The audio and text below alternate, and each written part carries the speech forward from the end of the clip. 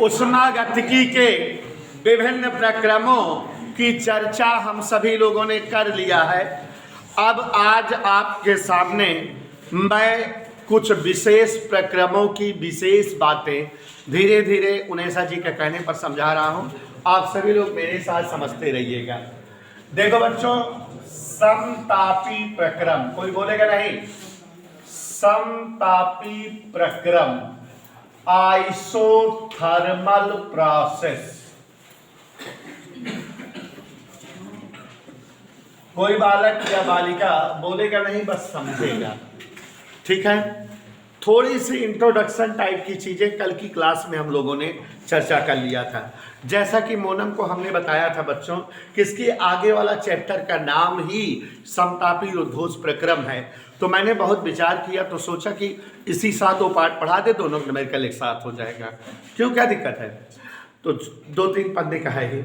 तो ध्यान से देखिएगा, आइसोथर्मल प्रोसेस आप सभी को पता हुआ है, फिर भी मैं समझा रहा हूं। एक ऐसा प्रक्रम जिसमें संपूर्ण परिवर्तन के दौरान ऊष्मागतिक निकाय का ताप स्थिर बना रहे, ऐसे प्रक्रम को समतापी प्रक्रम कहा जाता है। परिभाषा समझ में आ गई? जब समतापी प्रक्रम में निकाय का ताप स्थिर बना रहता है, ताप नहीं बदलता, तो हम जानते हैं आंतरिक ऊर्जा का सूत्र कल बताए थे 3/2 RT। जब ताप नहीं बदल रहा है तो ऊर्जा भी नहीं बदलेगी। माने समतापी प्रक्रम है तो आंतरिक ऊर्जा में परिवर्तन नहीं प्राप्त होगा, du शून्य रहेगा। इसलिए ऊष्मागतिकी का प्रथम नियम, ऊष्मागतिक निकाय को दी गई ऊष्मा Q बराबर du प्लस PdV का प्रयोग करें तो Q बराबर 0 प्लस PdV, तो Q बराबर PdV। मतलब समतापी प्रक्रम में देखो 3-4 लाइनें हो गई। समतापी प्रक्रम में ऊष्मागतिक निकाय को दी गई संपूर्ण ऊष्मा निकाय द्वारा किए गए कार्य के रूप में प्राप्त होती है। अर्थात हम किसी ऊष्मागतिक निकाय को जब ऊष्मा देते हैं तो वह ऊष्मा निकाय की आंतरिक ऊर्जा में वृद्धि या ताप वृद्धि के रूप में न व्यय होकर पूरी तरह से कार्य के रूप में प्राप्त होती है। तो यह एक आइडियल प्रक्रम है, आदर्श प्रक्रम है कि जितनी ऊष्मा देते हो उतना काम आप पाते हो। माने ये फ्री का नौकर वाली कहानी है। Is that clear? तो समतापी प्रक्रम में ऊष्मागतिक निकाय को दी गई ऊष्मा पूर्ण रूप से कार्य के रूप में प्राप्त होती है। और प्यारे बच्चों, जैसा कि आप जान रहे हो, समतापी प्रक्रम धीरे धीरे होने वाली प्रक्रिया है। ठीक है, समतापी प्रक्रम में चूंकि निकाय का ताप स्थिर बना रहता है, अर्थात निकाय पर आरोपित दाब और निकाय के आयतन में संबंध प्राप्त होता है। तो समतापी प्रक्रम बच्चों बायल के नियम का पालन करता है। अर्थात समतापी प्रक्रम में ऊष्मागतिक निकाय के निश्चित द्रव्यमान का आयतन उस पर आरोपित दाब के व्युत्क्रम अनुपाती होता है। यही तो बायल का नियम है। इसको हम ऐसे भी लिख सकते हैं, B बराबर K/P, तिरछा गुणा करो PV बराबर K। मतलब हम इसको ऐसे भी लिख सकते हैं, किसी ऊष्मागतिक निकाय पर आरोपित दाब और निकाय के आयतन का गुणनफल हमेशा कांस्टेंट होता है। बोलो हाँ सर। किसी निकाय पर आरोपित दाब और निकाय के आयतन का गुणनफल हमेशा कांस्टेंट होता है। हम जो है समतापी प्रक्रम के लिए ऐसा भी बोल सकते हैं। अब बच्चों यहाँ पर ध्यान दीजिए कि अगर निकाय पर दाब P1 आरोपित करे और आयतन B1 हो तो P1 B1 बराबर K, और अगर निकाय पर दाब P2 आरोपित करे, आयतन B2 हो तो P2 B2 बराबर K। माने यहाँ सूत्र P1 B1 बराबर P2 B2 समतापी प्रक्रम के लिए आ जाता है। तो आप हमारी बातें एक बार फिर से सिलेवार समझिए। एक ऐसा प्रक्रम जिसमें संपूर्ण परिवर्तन के दौरान निकाय का ताप स्थिर बना रहे, उसे ही हम कौन सा प्रक्रम कहते हैं? समतापी प्रक्रम में निकाय का ताप नहीं बदल रहा है, अर्थात निकाय की आंतरिक ऊर्जा भी कांस्टेंट है, नहीं बदलेगी। निकाय की आंतरिक ऊर्जा बराबर 0, परिवर्तन। अर्थात उष्मागतिकी के प्रथम नियम से निकाय को दी गई संपूर्ण उष्मा निकाय द्वारा किए गए कार्य के रूप में ही प्राप्त होगी। निकाय जब समतापी प्रक्रम में होता है तो इसका ताप स्थिर होता है, माने निकाय दाब और आयतन पर डिपेंड करता है, अर्थात निकाय बायल के नियम का पालन करता है। और समतापी प्रक्रम में जब निकाय बायल के नियम का पालन करता है, किस नियम का पालन करता है? तो माने निश्चित द्रव्यमान का आयतन आरोपित दाब के व्युत्क्रम अनुपाती होगा, मतलब V समानुपाती 1/P, तो PV बराबर K, P1 V1 बराबर। दो छोटे छोटे डेरिवेशन है, उन्हें सब बेटा ध्यान से। ये इतना समझ में आया बच्चों? कोई दिक्कत किसी को? इतना समझ में आ गया सभी बच्चों को? बोलो।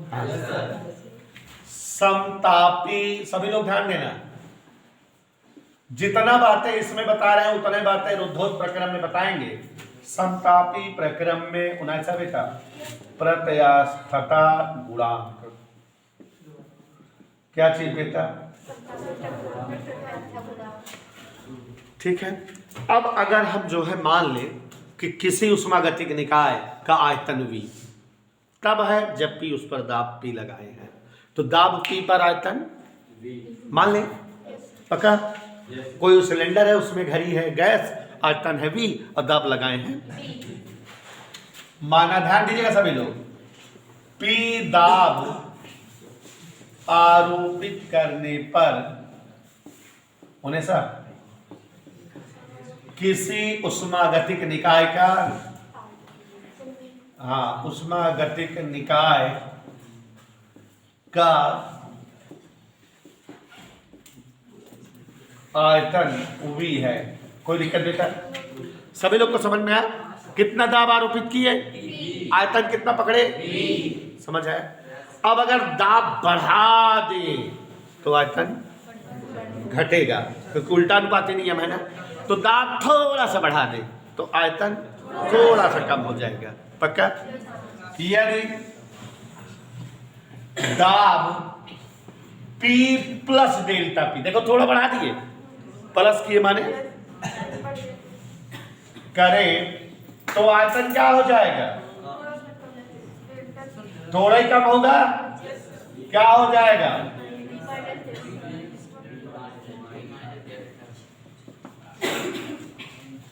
मजा आया? उन्हें सब बेटा प्रारंभिक दाब P1, प्रारंभिक आयतन B1, बाद में दाब P2, बाद में आयतन B2, पता करें? प्रारंभिक दाब क्या है? जोर से बोलो। आयतन, दाब, आयतन,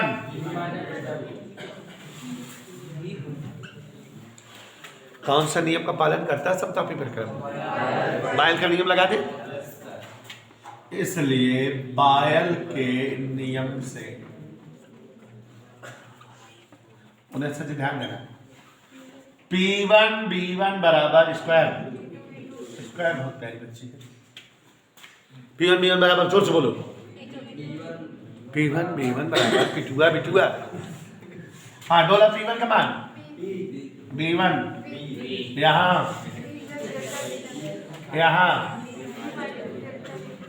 अभी तक समझ में आ रहा है क्या? अभी तक आ रहा है समझ में? PB बराबर, ब्रैकेट तोड़ेंगे, P का गुणा डेल्टा P गुणा डेल्टा P गुणा, मजा आया? बराबर है या दिखाया? एक मूल्य है, चलाई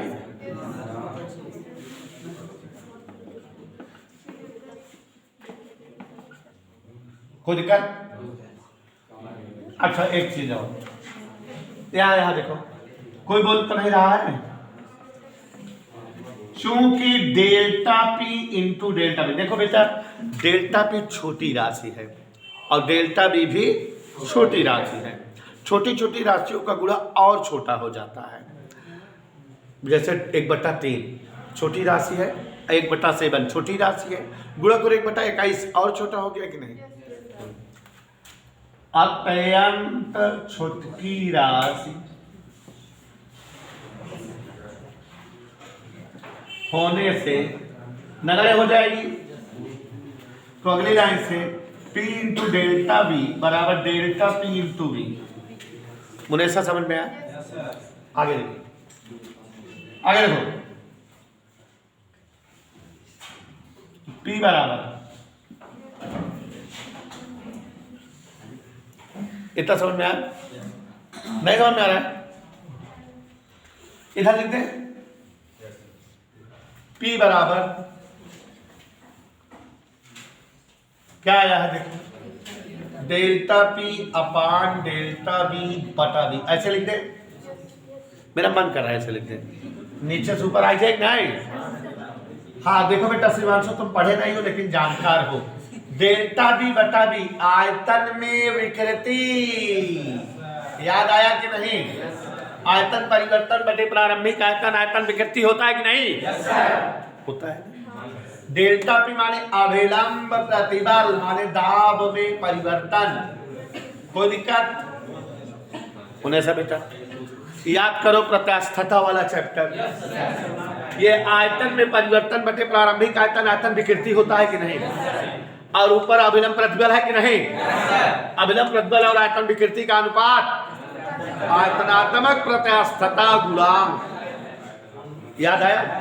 प्रत्यास्था वाले चैप्टर में पढ़ाए रहे देवी, तो सबका प्रत्यास्था गुणांक पढ़ाए थे। आ गया कि नहीं? P बराबर कौन प्रत्यास्थता? समतापी प्रत्यास्था, चूंकि समतापी प्रकरण में आया है। समतापी प्रत्यास्था गुणांक E सफिक्स T, तो माने ET बराबर आ गया P। ये डेरिवेशन हो गया कि समतापी प्रत्यास्था गुणांक डेल्टा P बटा डेल्टा B बटा B प्रारंभिक दाब के समान होता है। कोई दिक्कत किसी को कहे तो दिक्कत हो तो समतापी प्रत्यास्था गुणांक प्रारंभिक दाब P के बराबर होता है। नहीं समझ में आया बेटा? नहीं हमसे पूछ लो। आ गया? समतापी प्रत्यास्थता गुणांक प्रारंभिक दाब P के बराबर होता है। तो जैसा कि उन्हें आप इंतजार कर रही थी कि सर जी एक वर्ड एलिवेशन बता दें। समतापी प्रक्रम में कृत कार्य,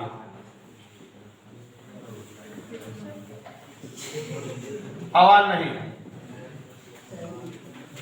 समतापी प्रक्रम में याद करो, याद आ गया? इसी चैप्टर में हमने उष्मागतिक निकाय पर कार्य और उष्मागतिक निकाय द्वारा कार्य पढ़ाया है कि नहीं? नहीं बोल तो नहीं पढ़ाया हो। क्या आता था? P इंटू डेल्टा बी, माने हमको P इंटू डेल्टा बी निकालना है। ठीक है ना बेटा? कह दो हाँ sir, P into delta B निकालना है। तो देखो हम मान लेते हैं कि हमारे पास कोई एक उष्मागतिक निकाय है और ताप स्थिर रख करके उसका आयतन P1, उसका आयतन B1 से B2 कर देते हैं। मान लेते हैं कि निकाय का आयतन B1 से बढ़कर, तो निकाय पर कृत कार्य PdB पक्का? नहीं विश्वास है? माना V आयतन वाली एक उष्मागतिक, ये बच्चों यहां ध्यान दो, बोर्ड पर नहीं गड़बड़ा जाएगा। उष्मागतिक निकाय, हम बहुत तेज पढ़ा रहे शिवांशु, याद है बल्लभाबाद में। उष्मागतिक निकाय का समतापी प्रक्रम में, समतापी मतलब ताप स्थिर रखकर, आयतन V1 से V2 कर दिया जाए तो कृत कार्य dW अल्प कार्य P इंटू dB। नहीं मानोगे? इसलिए संपूर्ण कार्य, ये बच्चों देखते रहो, W बराबर इंटीग्रेशन dW अल्प कार्य का इंटीग्रेशन का जब पूरा कार्य आ जाता है, समाकलन का उदाहरण समझाए यही। तो डब्ल्यू बराबर इंटीग्रेशन डी डब्ल्यू माने पी डी बी। नहीं मानोगे है? क्योंकि पी बी बराबर क्या होता है, गैस समीकरण का पालन करती है गैसियन। त्रिज्या बराबर आर टी, तो पी बराबर मजा है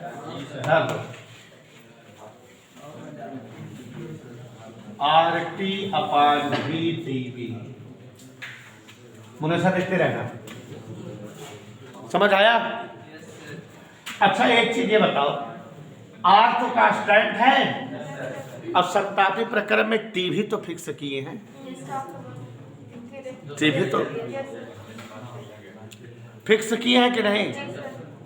तो टी बाहर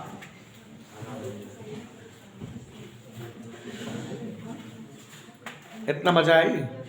आपको बताना चाहूंगा बेटा, 1/v dv माने 1/x का समाकलन log x, जैसे log x का अवकलन 1/x, तो 1/x का समाकलन, ये 1/v का समाकलन क्या होवे है, log v। यहाँ पर जो है आधार की और आयतन b1 से b2 अगर कर दे, लिमिट लगा दे, आयतन कहां से कहां, b1 से, तो ये b1 से, समझ आया? अब उन्हें बेटा तुम लोग जानो, समाकलन करते हैं जब, तो एक बार अपर लिमिट रखते हैं, माइनस लगा के lower limit, log e v2 minus log e v1। और आगे देखो, आर टी log का सूत्र log m minus log n, log m बटे n। कोई डाउट आ रहा समझ में? एक बहुत विचित्र बात बताने जा रही है, ये log किस पर आया है, 10 आधार ई पर, जबकि हम लोग कैलकुलेशन करते हैं बेटा तो log आधार 10 पे निकाला जाता है। तो log आधार ई और आधार 10 में एक संबंध होता है, क्या होता है वही लिखने जा रहे हैं। W बराबर दिखा 2.3026 आर टी log आधार 10 v2 बटा v1। अब इसको तारो, ये जानो कि log आधार ई बराबर 2.3026 log आधार 10। ये गणित की बात है, किसकी बात है बेटा? तो उन्हें सब बेटा इतना समझ में आया, log आधार 10 बन गया। अच्छा एक चीज और, अगर अभी हम पीबी बराबर आरटी लगाए हैं तो ये एक अणु के लिए है, रियल में पीबी बराबर क्या सूत्र बताए आप याद करो, पीबी बराबर एन आरटी या पीबी बराबर म्यू आरटी।